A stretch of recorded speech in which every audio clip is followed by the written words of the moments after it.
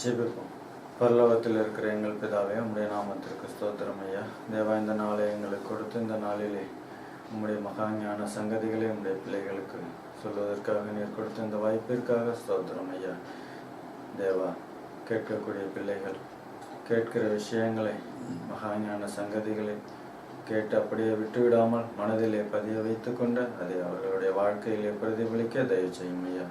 தேவா, சொல்லும் பொழுது சமயோஜித புத்தி ஞானத்தோடு என்னை நீர் ஆசீர்வதியும். இயேசு கிறிஸ்துவின் பரிசுத்த நாமத்திலே ஜெபிக்கிறேன் பிதாவே, ஆமென். இயேசு கிறிஸ்துவில் பிரியமான சகோதர சகோதரிகளே, உங்கள் அனைவருக்கும் இயேசு கிறிஸ்துவின் இனிய நாமத்திலே நமஸ்காரம்.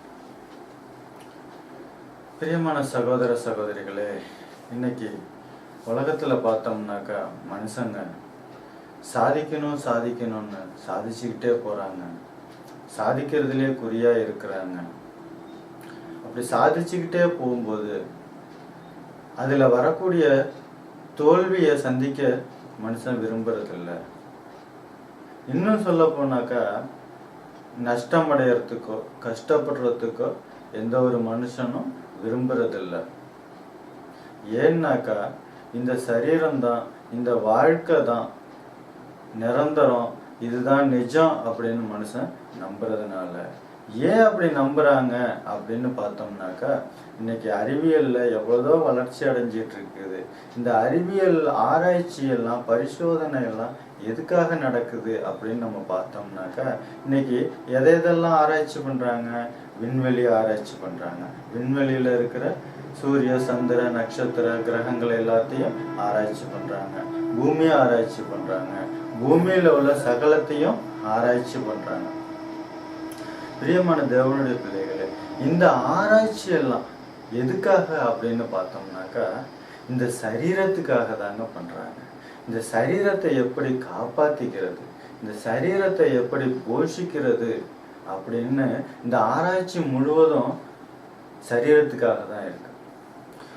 இப்படிப்பட்ட இந்த சூழ்நிலையில இன்னைக்கு நாம ஆலோசிக்க போற ஒரு அம்சம், நம்ம இன்னைக்கு இந்த சரீரத்தை பத்தி தான் ஆலோசிக்க போறோம். நம்ம இன்னைக்கு ஆலோசிக்க போற அம்சம் தான் இந்த சரீரம். இந்த சரீரத்தை பத்தி என்ன ஆலோசிக்க போறோம் அப்படின்னு நினைக்கிறீங்களா? பார்த்தீங்கன்னாக்கா நம்ம உலகத்துல எவ்வளவோ யூனிவர்சிட்டிங்க இருக்குது, பெரிய பெரிய கல்வி கூடங்கள்லாம் இருக்கு. உதாரணத்துக்கு பார்த்தீங்கன்னாக்கா லண்டன்ல இருக்கிற கேம்பிரிட்ஜ் யூனிவர்சிட்டி, ஆக்ஸ்போர்டு யூனிவர்சிட்டி, அமெரிக்காவில் உள்ள கலிஃபோர்னியா யூனிவர்சிட்டி, சான்போர்டு யூனிவர்சிட்டி, இன்னும் பார்த்தீங்கன்னா நம்ம இந்தியாவில் ஒரு IIT Mumbai, Jawaharlal university, Indira Gandhi university, நம்ம தமிழ்நாட்டை எடுத்துக்கிட்டிங்கனாக்கா Annamalai university, Alagappa university, Kamarajar university, doctor MGR university, Anna university, இப்படி எத்தனையோ யூனிவர்சிட்டிங்க இருக்குது. எத்தனை யூனிவர்சிட்டி இருந்தாலும் எந்த யூனிவர்சிட்டிலையும் எந்த கல்விக்கூடத்திலையும் சொல்லி கொடுக்காத இல்லாத ஒரு பாடம். அது என்ன பாடம் அப்படின்னு நீங்க நினைக்கிறீங்களா? அந்த பாடம் தாங்க மனிதனுக்கு மரணம் முடிவா. மனிதனுக்கு மரணம் முடிவா. இப்ப ஆலோசிச்சோம்னாக்கா மனுஷங்க எந்த அளவுக்கு முன்னேறிக்கிட்டு இருக்கிறாங்க தொழில்நுட்பத்துல அப்படின்னு இன்னைக்கு நம்ம பார்க்கறோம், தெரிஞ்சுக்கலாம். நிறைய விஷயங்களை டிவி மூலமா, நியூஸ் பேப்பர் மூலமா தெரிஞ்சுக்கலாம். இந்த டிவிலையும் நியூஸ் பேப்பர்லயும் இன்னைக்கு அதிகபட்சமா டிவி சேனலை ஓபன் பண்ண உடனே வர்ற செய்தி என்ன தெரியுங்களா? கொலை, தற்கொலை. அதிகபட்சமா இந்த செய்தி தான் வருது. கொலை, தற்கொலை தான் வருது நிறைய. இப்ப தற்கொலைன்னு பாத்தீங்கன்னாக்கா என்னென்ன வகையா இருக்குது தற்கொலை? வியாபாரத்துல நஷ்டம் அடைஞ்சிட்டோம் அப்படின்னு என்ன செய்யறாங்க, வேற ஒரு ஊருக்கு குடும்பத்தோட போய் குடும்பத்துல இருக்கிறவங்களுக்கெல்லாம் விஷத்தை கொடுத்து கொன்னுட்டு அதே விஷத்தை தானும் குடிச்சு தற்கொலை பண்ணிக்கிட்டு அவங்க வாழ்க்கையை முடிச்சுக்கிறாங்க. அப்படி அந்த வாழ்க்கையை முடிச்சுக்கிட்டு அந்த செத்து போறாங்க. செத்து போறதுனால அவங்களுடைய எல்லா கஷ்டமும் தீர்ந்துருதா? அந்த மரணம் மனிதனுக்கு முடிவா? கடன் தொல்லையால தற்கொலை. கடன் வாங்கிட்டு கொடுக்கறதுக்கு முடியாம என்ன செய்யறான், குடும்பத்தில் பொண்டாட்டி பிள்ளைங்களையெல்லாம் கொன்னுட்டு தானும் தற்கொலை பண்ணிக்கிறான்.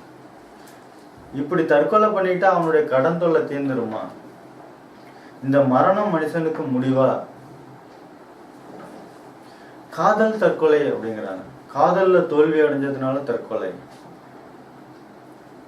கணவன் ஆக்சிடென்ட்ல இறந்துட்டான் அப்படின்னு கேள்விப்பட்ட உடனே மனைவி என்ன பண்றா, தான் குழந்தைங்களையும் கொன்னுட்டு தானும் தற்கொலை பண்ணிக்கிறார்.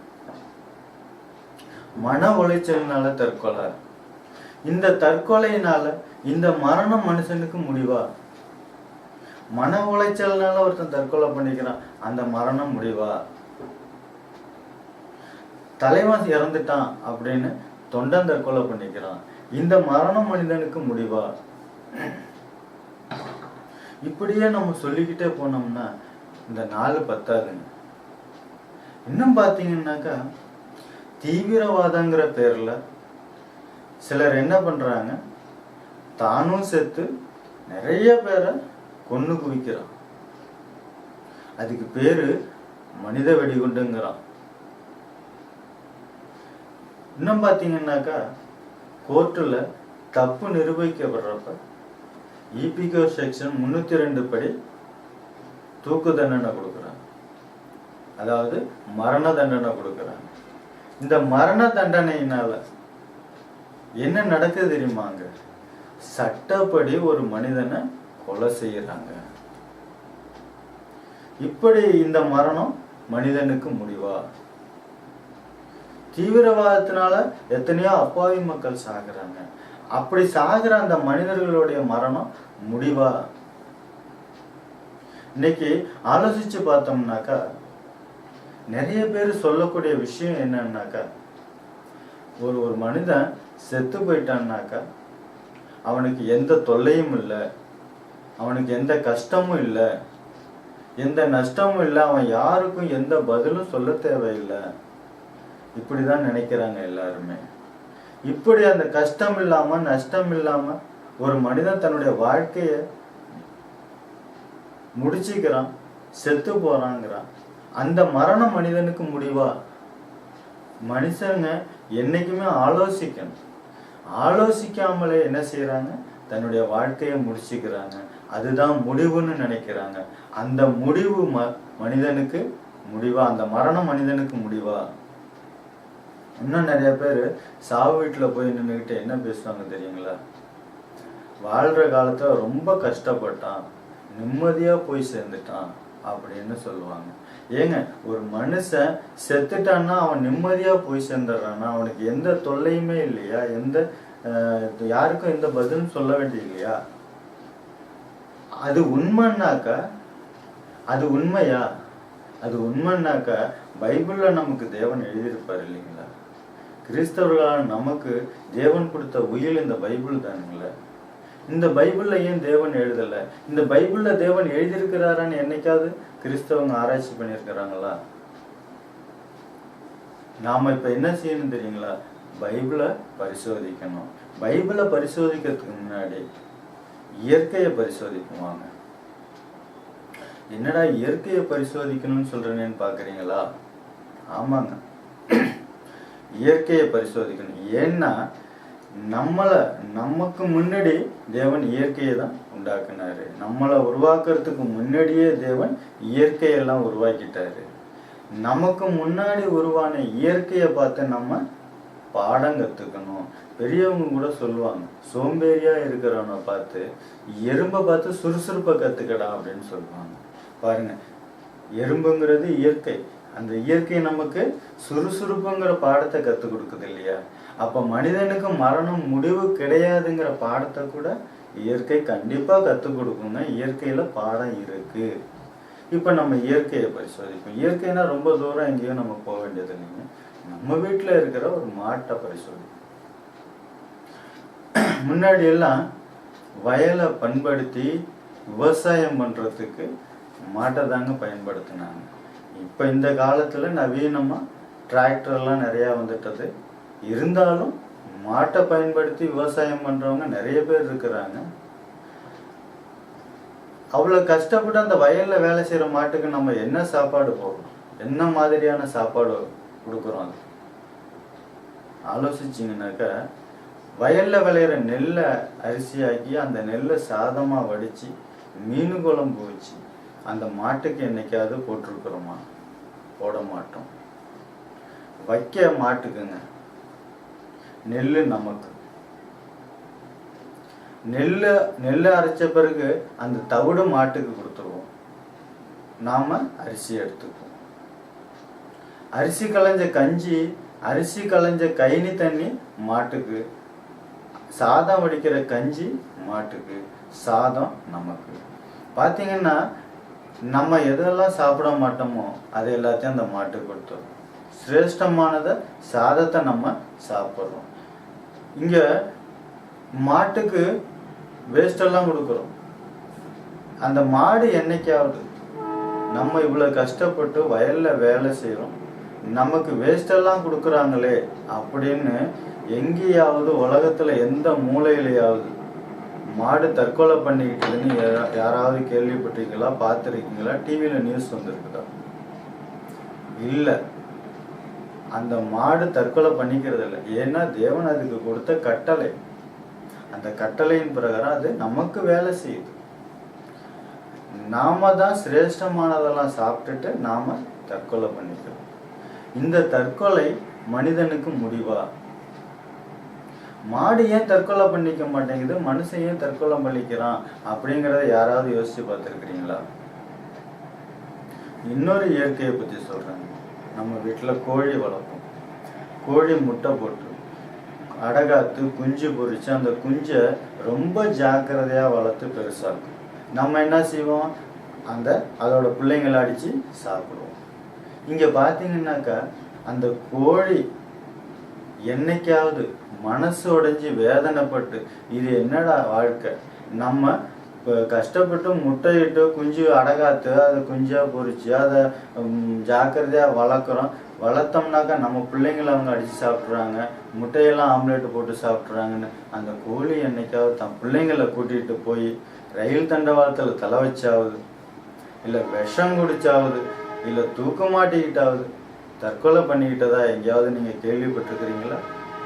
இல்லை. அந்த கோழி தற்கொலை பண்ணிக்கிறது இல்லைங்க. ஏங்க மனுஷனான நாம தற்கொலை பண்ணிக்கிறோம்?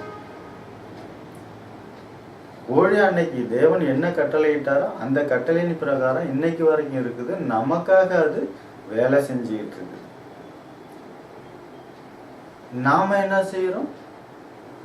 ஒரு கஷ்டம் வந்தோடனே, ஒரு நஷ்டம் வந்தோடனே, ஒரு தோல்வி வந்த உடனே நம்ம தற்கொலை பண்ணிக்கிட்டு நம்ம வாழ்க்கையை முடிச்சுக்கிறோம். இந்த மரணம் மனிதனுக்கு முடிவா? இந்த மரணம் மனிதனுக்கு முடிவா? ஆலோசிங்க தேவனுடைய பிள்ளைகளே. இன்னொரு இயற்கையை பத்தி உங்களுக்கு சொல்றேன். நாய் சாதிச்சுக்கிட்டே போறான் மனுஷன் சொன்னேன். சாதிக்கிறதுலே குறியா இருக்கிறான்னு சொன்னேன். மனிதனுடைய வாழ்க்கை இன்னைக்கு எப்படி இருக்குது? முன்னேறிக்கிட்டே தான் இருக்குது. ஆதியில மனிதன் எப்படி இருந்தான் அப்படியேவா இன்னைக்கு இருக்கிறோம்? இல்லை. எவ்வளவுதோ முன்னேற்றம் அடைஞ்சிருக்கிறோம். பொருளாதாரத்துல முன்னேற்றம், அறிவியல்ல முன்னேற்றம், எவ்வளவோ முன்னேற்றத்துல இன்னைக்கு இருக்கிறோம். ஆனா இன்னைக்கு மனுஷன் எப்படி இருக்கிறான் அப்படிங்கிறத உங்களுக்கு நான் விளக்குறேன். நம்ம ஒரு இயற்கையின நாயை பத்தி நான் உங்களுக்கு சொல்றேன். பாத்தீங்கன்னாக்கா ஆரம்பத்துல நாயும் இருந்துச்சு, மனுஷனும் இருந்துச்சு. நாய் அன்னைக்கு எப்படி இருந்துச்சு அதே போலதான் இன்னைக்கும் இருக்கு. மனுஷன் வளர்ந்துட்டான், முன்னேறிட்டான். ஆனா ஆரம்பத்துல நாய் எப்படி இருந்துச்சு? மனுஷன் நிர்வாணமா இருந்தான், நிர்வாணமா இருக்கான். கொஞ்சம் காலத்துக்கு பிறகு அந்த மனுஷன் என்ன செய்யறான்? துணிமணி ட்ரெஸ் போட்டுக்க ஆரம்பிச்சுக்கிறான். ட்ரெஸ் போட்டுக்க ஆரம்பிச்சப்ப அந்த நாய் எப்படி இருந்துச்சு? நிர்வாணமா அப்படியே தான் இருந்துச்சு. ட்ரெஸ் போட்ட மனுஷன் கொஞ்ச நாளைக்கு பிறகு என்ன செய்யறான்?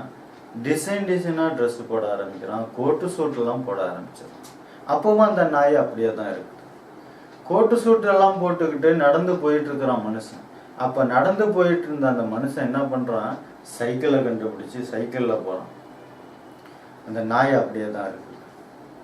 சைக்கிள்ல போயிட்டு இருந்த மனுஷன் மோட்டர் சைக்கிள்ல கண்டுபிடிச்சு மோட்டர் சைக்கிள்ல போறான். அப்பவும் அந்த நாய் அப்படியே தான் இருக்குது. மோட்டர் சைக்கிளில் போன மனுஷன் காரை கண்டுபிடிச்சி காரில் போயிட்டு இருக்கான். அப்போவும் அந்த நாய் அப்படியே தான் போயிட்டு இருக்கு. காரில் போயிட்டு இருந்த மனுஷன் விமானத்தை கண்டுபிடிச்சி விமானத்தில் போகிறான். அப்போவும் அந்த நாய் அப்படியே தான் போயிட்டு இருக்கு. இப்போ யார் முன்னேறிக்கிட்டே போயிட்டு இருக்கா? மனுஷன் தானே முன்னேறிக்கிட்டு இருக்கான். விமானத்தில் போகிறான் இல்லையா? நாய் அப்படியே தான் இருக்கு. இப்போ நாய் ஸ்தானத்தில் மனுஷனையும் மனிதனுடைய ஸ்தானத்தில் நாயையும் வைக்கணும். வச்சோம்னாக்க ஆரம்பத்தில் நாயும் மனுஷன் 2 பேரும் இருக்கிறாங்க. நாயும் நிர்வாணமாக இருக்கு, மனுஷனும் நிர்வாணமாக இருக்கிறான். கொஞ்ச காலம் பிறகு அந்த நாய் என்ன செய்யுதுன்னா ட்ரெஸ்ஸு போட ஆரம்பிக்குது. அப்போ இந்த மனுஷன் நிர்வாணமாக அப்படியே நடந்து போயிட்டு இருக்கிறான். கொஞ்ச நாளைக்கு பிறகு அந்த நாய் டிசைனாக ட்ரெஸ்ஸு போட ஆரம்பிக்குது. கோட் சூட்லாம் போட ஆரம்பிக்குது. கோட்டு சூட்லாம் போட்டுக்கிட்டு போயிட்டு இருக்கு. இந்த மனுஷன் அப்படியே தான் நிர்வாணமாக நடந்து போயிட்டு இருக்கான். கோட்டு சூட்டு போட்ட நாய் சைக்கிளை கண்டுபிடிச்சி சைக்கிளில் போயிட்டு இருக்கு. அப்போவும் இந்த மனுஷன் நிர்வாணமாக நடந்து போயிட்டு இருக்கான். சைக்கிளில் போன நாய் மோட்டர் சைக்கிளை கண்டுபிடிச்சி மோட்டர் சைக்கிளில் போயிட்டு இருக்கு. அப்போவும் இந்த மனுஷன் நிர்வாணமாக தான் போயிட்டு இருக்கான். மோட்டர் சைக்கிளில் போயிட்டு இருந்த நாய் காரு கண்டுபிடிச்சி காரில் போயிட்டு இருக்கு. அப்போவும் இந்த மனுஷன் நிர்வாணமாக தான் நடந்து போயிட்டு இருக்கான். காரில் போன நாய் விமானத்தை கண்டுபிடிச்சி ஆகாய விமானத்தில் போயிட்டு இருக்கு. அப்போவும் இந்த மனுஷன் நடந்து பாதசாரியாக நடந்து போயிட்டு இருக்கான் நிர்வாணமாக. இப்போ யோசிச்சு பாருங்க. நாய் முன்னேறிட்டே போகுது, மனுஷன் முன்னேறவே இல்லை. ஆரம்பத்தில் எப்படி இருந்தானோ அப்படியே தான் இருக்கிறான். இப்போ இந்த சூழ்நிலையில் இது என்னடா இது கொடுமை, அந்த நாய் இப்படியே முன்னேறிக்கிட்டே போகுது, வளர்ந்துக்கிட்டே போகுது, நம்ம என்னமோ அப்படியே தானே இருக்கிறோம் அப்படின்னு நினச்சி இந்த மனுஷன் தற்கொலை பண்ணிக்கிட்டான்னாக்கா அதில் நியாயம் இருக்கு இல்லைங்களா? நியாயம் இருக்கா இல்லையா? இப்போ மனுஷன் அப்படி இல்லையே, நாய் தானே அப்படியே இருக்குது. மனுஷன் முன்னேறிக்கிட்டே போகிறான். இப்போ இந்த நாய் தற்கொலை பண்ணிக்கணும். மனுஷன் என்ன இப்படி முன்னேறிக்கிட்டே போயிட்டு இருக்கானே, இது என்னடா வாழ்க்கைன்னு அந்த நாய் தற்கொலை பண்ணிக்குதா? இல்லை, முன்னேறிக்கிட்டு சகலத்தையும் அனுபவிச்சுக்கிட்டு இருக்கிற மனுஷன்தான் தற்கொலை பண்ணிக்கிறான். இந்த தற்கொலைங்கிறது அவனுக்கு முடிவா? இந்த மரணங்கிறது மனிதனுக்கு முடிவா? இந்த மனிதனை தேவன் எப்படி உருவாக்குனாரு? இந்த மனிதனை தேவன் எப்படி உருவாக்குனார்? தேவனுடைய ஆலோசனையில நாம எப்படி இருக்கிறோம் அப்படின்னு பைபிள்ல பார்த்தோம்னாக்கா நமக்கு, அதாவது கிறிஸ்தவர்களான நமக்கு வர சந்தேகத்துக்கு பதில் எங்க இருக்கும் அப்படின்னாக்கா, தீர்வு எங்க கிடைக்கும்னாக்கா பைபிள்ல தான் கிடைக்கும். வேற எங்கேயும் நம்ம போய் தேடக்கூடாது. எபேசியருக்கு எழுதின நிருபம் 1வது அதிகாரம் 4, 5, 6 வசனங்கள்.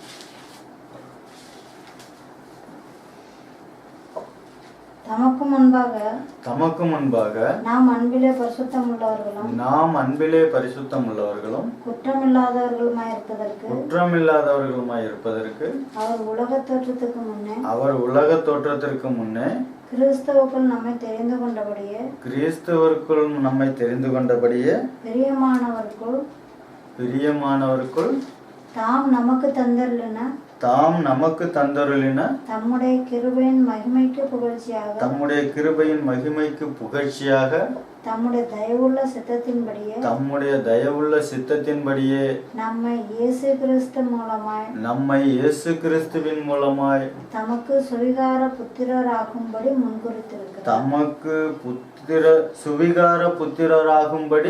முன்குறித்திருக்கிறார். பாருங்க, தேவன் எப்ப உலக தோற்றத்திற்கு முன்னாடி, உலகம்லாம் உண்டாகிறதுக்கு முன்னாடியே இயேசு கிறிஸ்துவில நம்மளை தெரிஞ்சுக்கிட்டாரு. எப்படி தெரிஞ்சுக்கிட்டாரு? குற்றமில்லாதவராகவும் பரிசுத்தம் உள்ளவனாகவும் தேவன் தன்னுடைய சுவிகார புத்திரனாகவும் நம்மளை தெரிஞ்சுக்கிட்டாரு. இது எப்ப நடந்தது? உலகம் உண்டாவதற்கு முன்னாடியே நம்மளை தேவன் எவ்வளவு உன்னதமா மகிமையா நம்மளை தெரிஞ்சுக்கிட்டாரு. தன்னுடைய சுவிகார புத்திரரா தேவன் நம்மளை தெரிஞ்சுக்கிட்டாரு. பாருங்க, இப்ப இயற்கை எல்லாத்தையும் உண்டாக்குறாரு தேவன். உலகத்தை உண்டாக்குறாரு, பூமியை உண்டாக்குறாரு, அதுல எல்லாத்தையும் நமக்கு தேவையான எல்லாத்தையும் உண்டாக்கி இந்த இயற்கை எல்லாத்தையும் மனிதனுடைய காலடியில் வச்சு இது எல்லாத்தையும் நீ ஆண்டுக்க, எல்லாவற்றையும் ஆண்டுகொள் அப்படின்னு சொன்னாரு. இப்ப ஆண்டுகொள் அப்படின்னு சொல்லியிருக்காரு இல்லையா? ஆண்டுகொள்னா ஆட்சி செய்யறது. இப்ப ஆட்சி செய் அப்படின்னு யாரு ஆட்சி செய்வா? யாரு ஆட்சி செய்வா சொல்லுங்க? அதிகாரத்துல இருக்கிறவங்க ஆட்சி செய்வாங்க. ஆட்சி செய்யக்கூடிய அதிகாரம் யாருக்கு இருக்கும்? ராஜாவுக்கு இருக்கும். ஆட்சி செய்யணும்னாக்கா ராஜாவுக்கு இருக்கணும். ஆட்சி செய்யற ராஜா எப்படிப்பட்டவங்களா இருக்கணும்? உயர்ந்த குணத்துல, உயர்ந்த ஞானத்துல சிறந்தவனா இருக்கணும். இப்ப இயற்கையெல்லாம் விட சிறந்தவனா, இயற்கையெல்லாம் விட ஞானவானா, ராஜாதி ராஜாவா, மன்னாதி மன்னனா தேவன் நம்மளை உருவாக்கி இருக்கிறாரு. ராஜாதி ராஜாவா, மன்னாதி மன்னனா உருவாக்கப்பட்ட நாம ஒரு கஷ்டம் வருது, ஒரு நஷ்டம் வருது, ஒரு தோல்வி வருதுங்கவுமே என்ன செய்யறாங்க? தற்கொலை பண்ணிக்கிட்டு தன்னுடைய வாழ்க்கையை முடிச்சுக்கிறாங்க. தன்னுடைய வாழ்க்கையை முடிச்சுக்கிறாங்க. இந்த மரணம் மனிதனுக்கு முடிவா? இன்னைக்கு நம்ம ஆலோசிக்கிற அம்சம், இந்த மனிதனுக்கு மரணம் முடிவா? இந்த மரணத்துக்கு பிறகு மனிதனுக்கு எதுவுமே இல்லையா?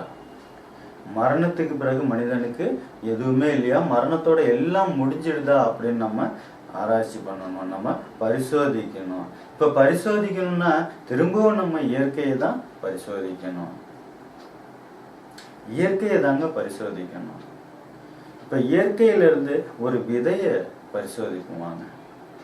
என்ன விதை அப்படிங்கிறீங்களா? எவ்வளதோ விதை இருக்குங்க. அதுல ஒரு விதை நமக்கு தெரிஞ்சது, ஒரு புளிய விதைய நம்ம பரிசோதிக்குவாங்க. நம்ம வீட்டுல புளிசாறு கரைச்சிக்கிட்டு தூக்கி போடுவோம். புளிய விதை, புளியங்கொட்டை, அது குப்பையில தூக்கி போட்டுருவோம். அது என்னாகும்? மண்ணில் கடந்து நாளடைவில் மண்ணு மூடி மழை பெய்யும் போது அந்த மண்ணுக்குள்ள இருக்கிற விதை அழுகி செத்து முளைச்சி அப்படியே வெளியில வரும். செடியாகி மரமாகி பெரிய விருட்சமா மாறும். பாருங்க, நம்ம தூக்கி போட்டது விதை தூக்கி போட்டோம். அந்த விதை மண்ணுக்குள்ள போய் கொஞ்ச நாள் கழிச்சு முளைச்சி செடியாகி மரமாகி மிகப்பெரிய விருட்சமா மாறுது. பார்த்தீங்கன்னாக்கா அந்த விதையில இருக்கிறதும் அந்த மரத்துல இருக்கிறதும் உயிர் ஒண்ணுதாங்க. உருவம் தான் வேற.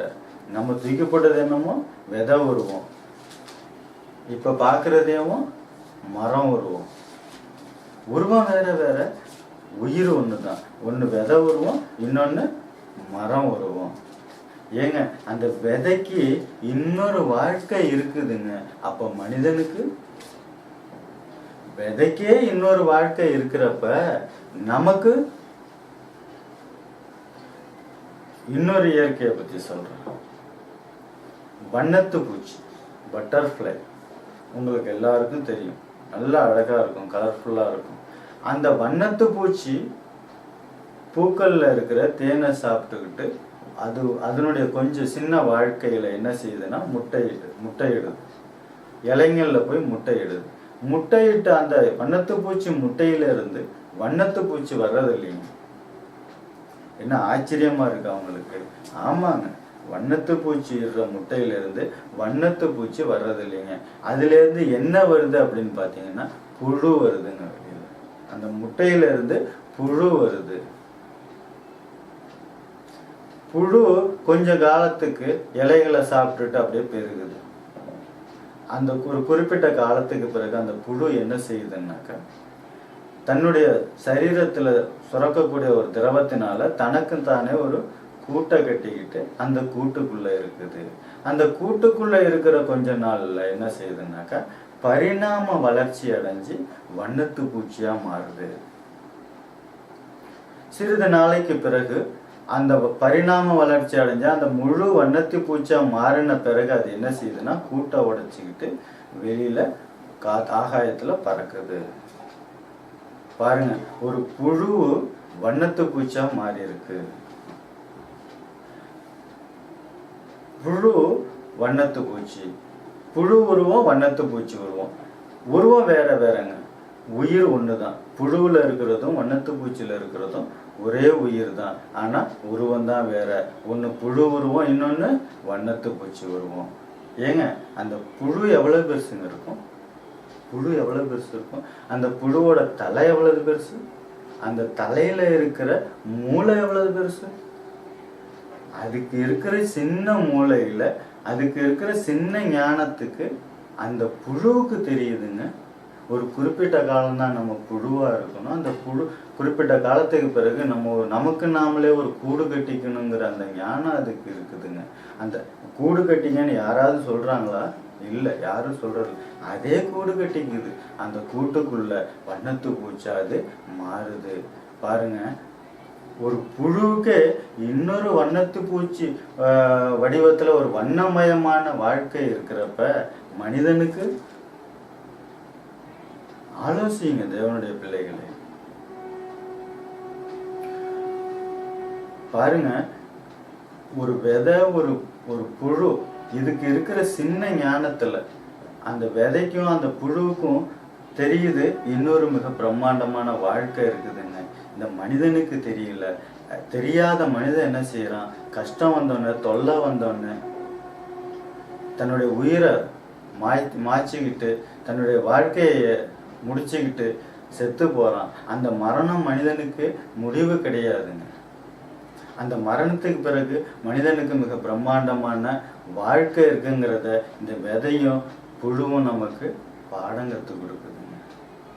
ஏங்க ஏதோ இயற்கைங்கிற புழுங்கிற விதைங்கிற என்னமோ கதை சொல்லிக்கிட்டு இருக்கேன்னு நினச்சிக்கிட்டு இருக்கிறீங்களா? இல்லைங்க, நான் கதை சொல்லிங்க. பைபிளில் உள்ளதை தாங்க நான் சொல்கிறேன். உங்களுக்கு சந்தேகம் இருந்தால் பாருங்கள் பைபிளை. கொரிந்தியருக்கு எழுதின 1வது நிருபம் 15வது அதிகாரம் 36, 37 வசனங்கள். கொரிந்தியருக்கு எழுதின 1வது நிருபம் 15வது அதிகாரம் 36, 37 வசனங்கள். புத்தியீனனே, நீ விதைக்கிற விதை செத்தாலொழிய உயிர்க்க மாட்டாதே. புத்தியீனனே, நீ விதைக்கிற விதை செத்தாலொழிய உயிர்க்க மாட்டாதே. பாருங்க, நான் என்ன சொன்னேன்? விதையை தூக்கி போடுறோம். அந்த விதை அழுகி செத்து முளைச்சி செடியாகி மரமாகி மிக பிரம்மாண்டமான விருட்சமா மாறுது. விதை செத்தாலொழிய உயிர்க்க மாட்டாது. உயிர்த்து என்ன செய்யுது? மரமா மாறுது. நீ விதைக்கிற போது இனி உண்டாகும்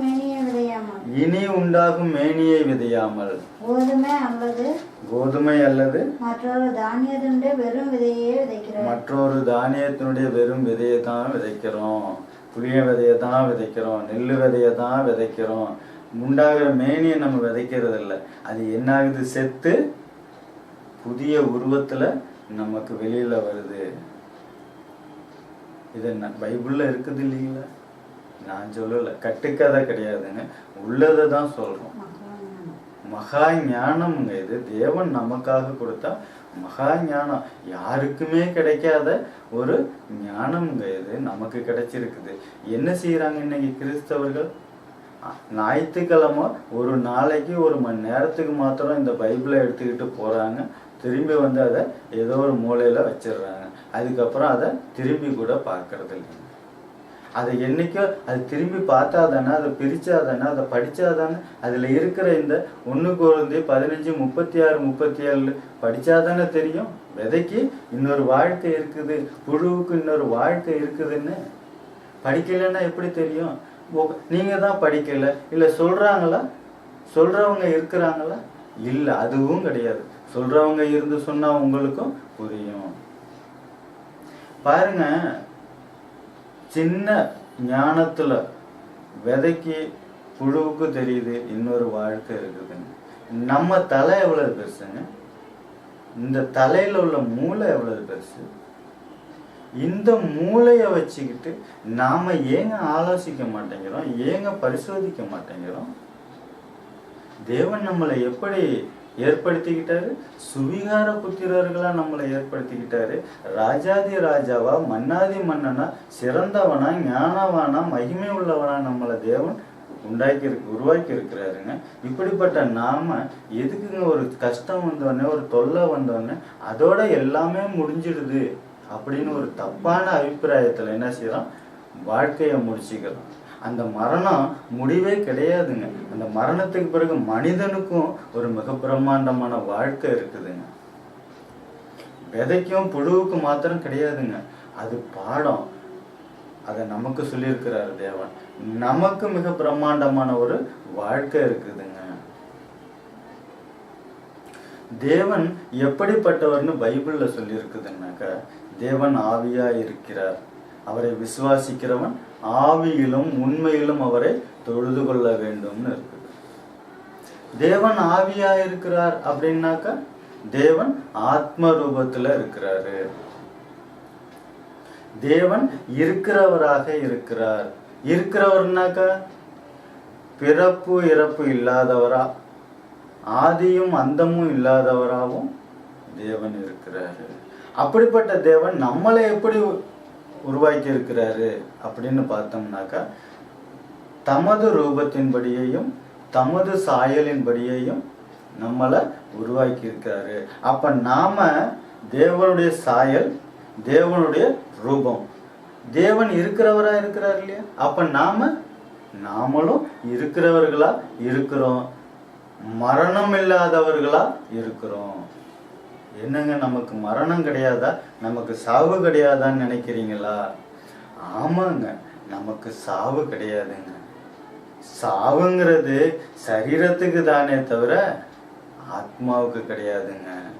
நீங்க நாங்கிறது சரீரம் கிடையாதுங்க, ஆத்மாங்க. இந்த ஆத்மாவை பத்தி இயேசு கிறிஸ்து என்ன சொல்றாருன்னு நம்ம பைபிள்ல பார்த்தோம்னா, யோவான் எழுதின சுவிசேஷம் 6வது அதிகாரம் 63வது வசனம். ஆவியே உயிர்ப்பிக்கிறது, ஆவியே உயிர்ப்பிக்கிறது, மாம்சமானது ஒன்றுக்கும் உதவாது. மாம்சமானது ஒன்றுக்கும் உதவாது. பாருங்க, ஆவியே உயிர்ப்பிக்கிறது, மாம்சமானது ஒன்றுக்கும் உதவாது.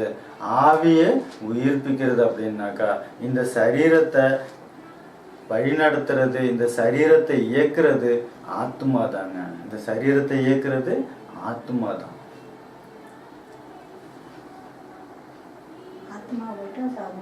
ஆத்மா போயிடுச்சு, இந்த சரீரத்தை விட்டு ஆத்மா போயிடுச்சுன்னாக்கா சவம். இந்த சரீரம் ஒன்றுக்கும் உதவாது. பாருங்க, இப்ப தேவன் இந்த சரீரம் ஆத்மாவை பத்தி இன்னும் தெளிவா, இன்னும் விளக்கமா தேவன் பைபிள்ல சொல்லியிருக்கிறாருங்க. கொரிந்தியருக்கு எழுதின 1வது நிருபம் 15வது அதிகாரம் 42, 43 வசனங்கள்ல நம்ம பார்த்தோம்னாக்க,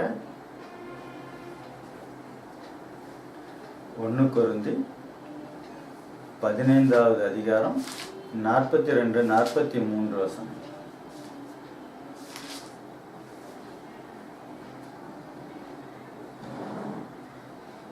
மரித்தோரின் உயிர்த்தெழுதலும் அப்படியே இருக்கும். மரித்தோரின் உயிர்த்தெழுதலும் அப்படியே இருக்கும். அழிவுள்ளதாய் விதைக்கப்படும், அழிவுள்ளதாய் விதைக்கப்படும், அழிவில்லாததாய் எழுந்திருக்கும். அழிவில்லாததாய் எழுந்திருக்கும். கனவீனம் உள்ளதாய் விதைக்கப்படும், கனவீனம் உள்ளதாய் விதைக்கப்படும். மகிமை உள்ளதாய் எழுந்திருக்கும், மகிமை உள்ளதாய் எழுந்திருக்கும். இங்க பாத்தீங்கன்னா பலவீனம் உள்ளதாய் பலவீனம் உள்ளதாய் விதைக்கப்படும், பலமுள்ளதாய் பலமுள்ளதாய் எழுந்திருக்கும். இங்க பாத்தீங்கன்னாக்கா சரீரம் ஆத்மா ரெண்டை பத்தியும் தேவன் சொல்றாரு. சரீரம் அப்படிங்கும் போது அழிவுள்ளது, கனவீனம் உள்ளது, பலம் இல்லாததுன்னு சொல்றாரு. ஆத்மாவை பத்தி பார்க்கும்போது அழிவில்லாதது, மகிமை உள்ளது, பலம் உள்ளது அப்படின்னு சொல்றாரு. ஆத்மாவுக்கு சொல்லும் போது ஆத்மா அழிவில்லாததுன்னு சொல்றாரு. அழிவில்லாதது ஆத்மா அப்படின்னாக்கா நாம யாரு, நீங்க யாரு? ஆத்மா. அப்ப ஆத்மாவுக்கு அழிவு இல்லை. பாருங்க, இயேசு கிறிஸ்து இந்த ஆத்மாவை பத்தி என்ன சொல்றாரு பாருங்க. ஆத்மாவுக்கு அழிவு இல்லைங்கிறத இயேசு கிறிஸ்து எப்படி சொல்றாருன்னு பாருங்க. மார்க் எழுதின சுவிசேஷம் 9வது அதிகாரம் 44வது வசனம். அங்கே அவர்கள் புழு சாகாமலும் அக்கினி அவியாமலும் இருக்கும். அங்கே அவர்கள் புழு சாகாமலும் அக்கினி அவியாமலும் இருக்கும். புழு சாகாமலும் அப்படின்னு இருக்குது. புழுன்னா என்னங்க? புழுன்னா நம்ம அதான் ஆத்மாங்க. புழுன்னா ஆத்மா. ஆத்மாவுக்கு சாவு கிடையாது அப்படின்னு சொல்றாருங்க இயேசு கிறிஸ்து. ஆத்மாவுக்கு சாவுங்கிறது கிடையாது, மரணம் ஆத்மாவுக்கு கிடையாது. அப்படின்னா நமக்கு மரணங்கிறதே கிடையாது. மரணமே இல்லாதப்ப எப்படிங்க மரணம் முடிவாகும் மனிதனுக்கு? மரணங்கிறது சரீரத்துக்கு தான், ஆத்மாவுக்கு கிடையாது.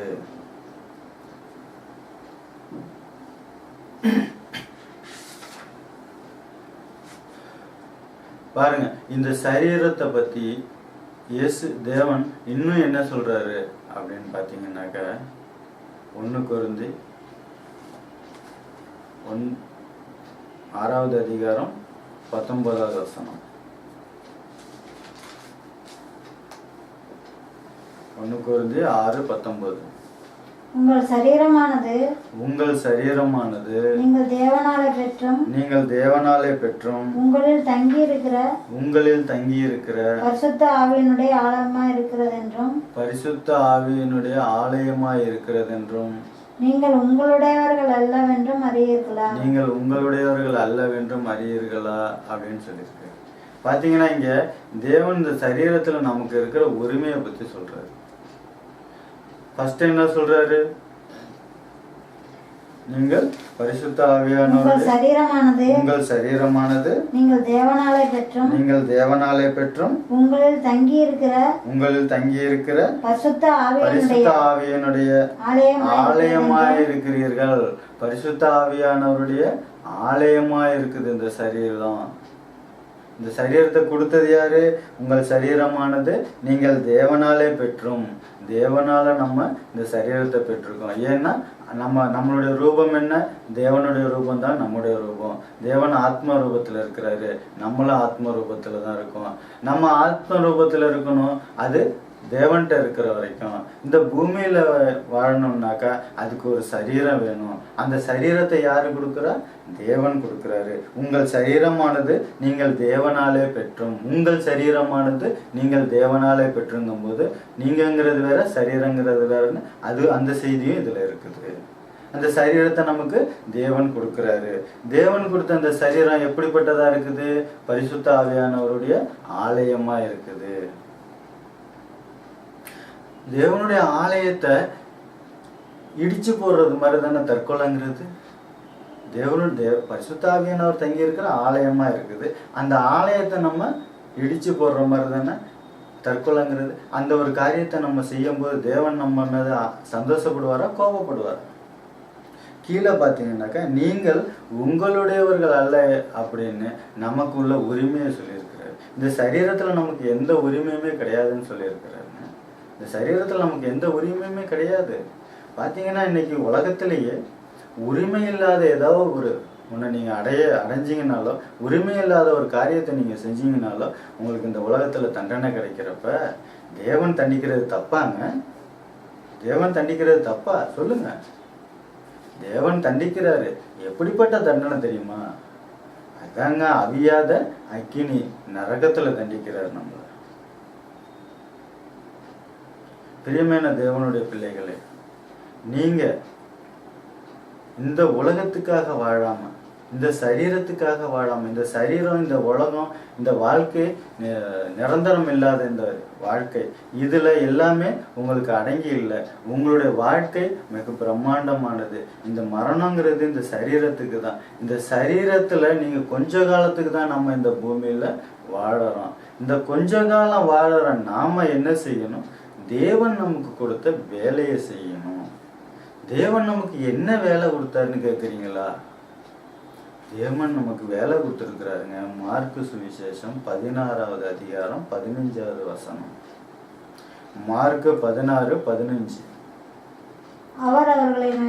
அவர் அவர்களை நோக்கி இயேசு அவர்களை நோக்கி, நீங்கள் உலகமெங்கும் போய் சர்வ சிருஷ்டிக்கும் சுவிசேஷத்தை பிரசங்கியுங்கள். என்ன சொல்றாரு? சர்வ சிருஷ்டிக்கும், உலகெங்கும் போய் சர்வ சிருஷ்டிக்கும் சுவிசேஷத்தை பிரசங்கியுங்கள்.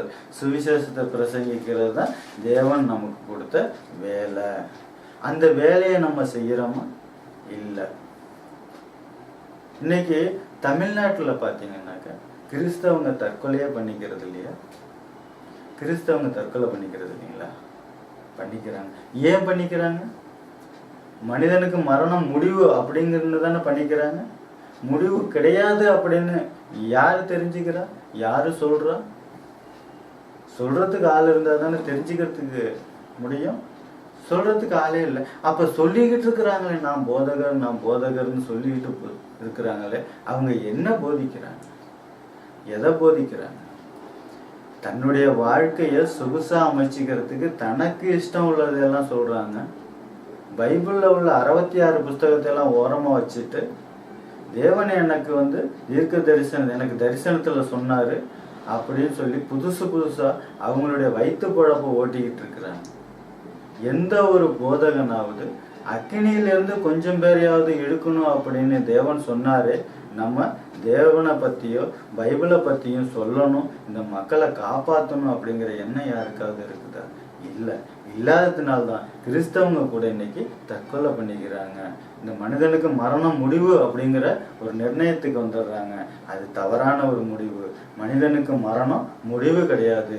அந்த மரணத்துக்கு பிறகு அவனுக்கு மிக பிரம்மாண்டமான வாழ்க்கை இருக்குது, நித்திய கால வாழ்க்கை. அது இப்ப தேவனுடைய வேலையை நீங்க செய்யும் போது நீங்க பரலோக ராஜ்யத்துக்கு வாரிசாகிறீங்க.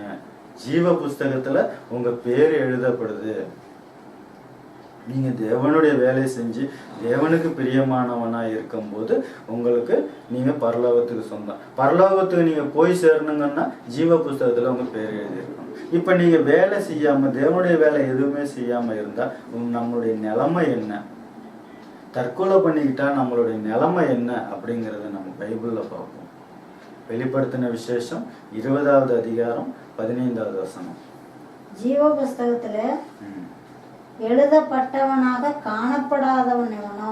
ஜீவ புஸ்தகத்திலே எழுதப்பட்டவனாக காணப்படாதவன் எவனோ அவன் அக்கினி கடலிலே தள்ளப்பட்டான். அவன் அக்கினி கடலிலே தள்ளப்பட்டான். பாருங்க, அக்கினி கடலிலே தள்ளப்பட்டான். அக்கினி கடலுங்கிறது நரகம். பேர் அதுல இல்லைன்னாக்கா என்ன ஆகும்? எழுதப்பட்டவனாக காணப்படாதவன் எவனோ அப்படின்னா பேர் இல்லைன்னு அர்த்தம்.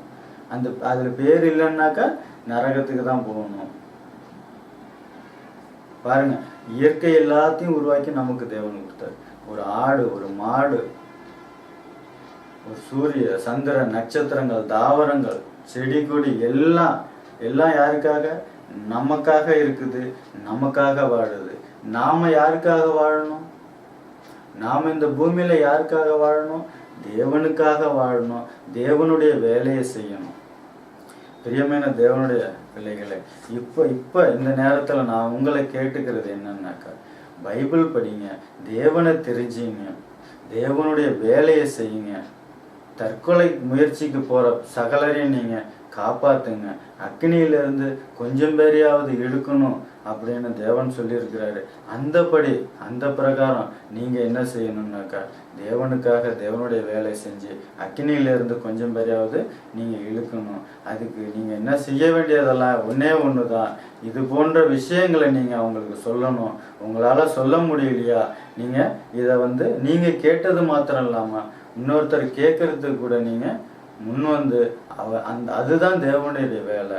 அப்படி நீங்க செய்யும் பொழுது நீங்க பரலோகத்துக்கு வாரிசாகிறீங்க, பரலோகத்துக்கு நீங்க போக போறீங்க.